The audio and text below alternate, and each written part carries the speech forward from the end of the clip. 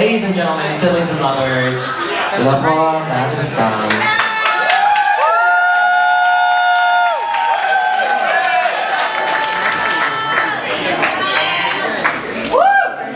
One day, I will wear diamonds.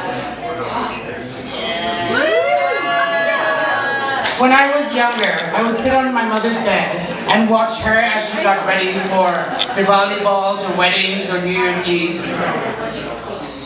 She would open her cupboard doors and sift through her jewelry. These were the chances to wear her most elaborate, most expensive pieces of jewelry. She would look at me as she told me the cut, clarity, color, and carat of each diamond. Rings became earrings, and necklaces became chokers. Those diamonds incarnated from her neck to her wrist to her earlobes, and they carried the memory of her touch. One day I will wear diamonds. My mother was visiting me a few years ago, and I saw her standing in the smooth sunlight of Michigan Avenue, and she was dripping in an excess of diamonds. Diamonds that spread sparkles of spectrums over her skin which is lighter than mine, my skin which is the darkest in our family, dark, black, kara, kala, kalu. Who's gonna marry you if you're so black? They're not just the diamonds she inherited from her mother. Diamonds that were worn from Sindh to Pune when India and Pakistan were partitioned, sliced arbitrarily, leaving a scar of nationalist violences, a scar like that on my mother's abdomen because I wouldn't come out no matter how hard she squeezed. They're not just the diamonds that traveled from India to Gibraltar when my grandfather returned from a prisoner of war camp in Germany to bring his family to Europe. They're not just the diamonds that were given to her by my father's family. Diamonds that traveled from India to Ghana as her financial security, in case this man was not who he said he was. Met in November, married in January, gave birth to a little girl later that year, a little girl who didn't survive after having 2 sons. She hoped I would be a girl.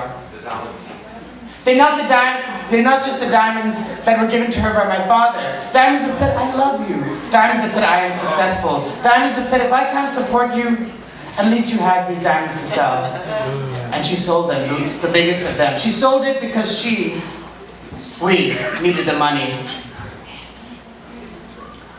I used to think we were poor, but I found out quite the opposite. That one day I will wear diamonds.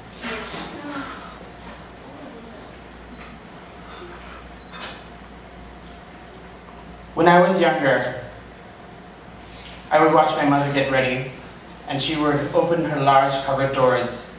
She kept her diamonds in a metal Godrej cupboard. Every Indian household has a metal Godrej cupboard.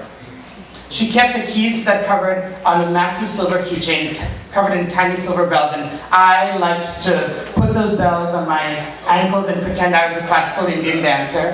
My mother told me not to jingle keychains, that this was an omen to bring thieves into the house. Silly superstitions.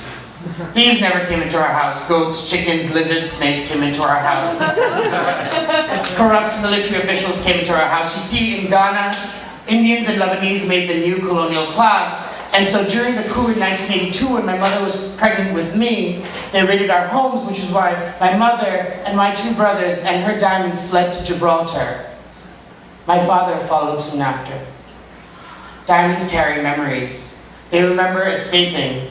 They remember the bodies that mined them, black bodies that scraped the black off diamonds, carved them and chiseled them, inhaled diamond dust, diamonds that were carved by other diamonds because that is the only thing hard enough, diamonds that cried for De Beers to flood the market with other diamonds so they lose their value because, here's my turn to the explicit, because nuances are not enough to explain the hold that this industry has over my mother's body, that she knows the relative value of pink, yellow, white, princess, marquise, and emerald cut diamonds. She's the ultimate consumer of diamonds. Diamonds that have been smuggled across borders from Durban to Delhi to Dubai, worn on her body past Indian, Indonesian, Chinese, Ghanaian, and US customs. One day I will wear diamonds. When we were younger, my brothers used to claim my mother's diamonds. Not in a morbid, like when you die kind of way. But they said, I want this for my wife. Their future wives. The women they married. I too claimed my mother's diamonds. A pair of bracelets in particular. But I claimed them for myself. For the fabulous queer man I would grow up to be.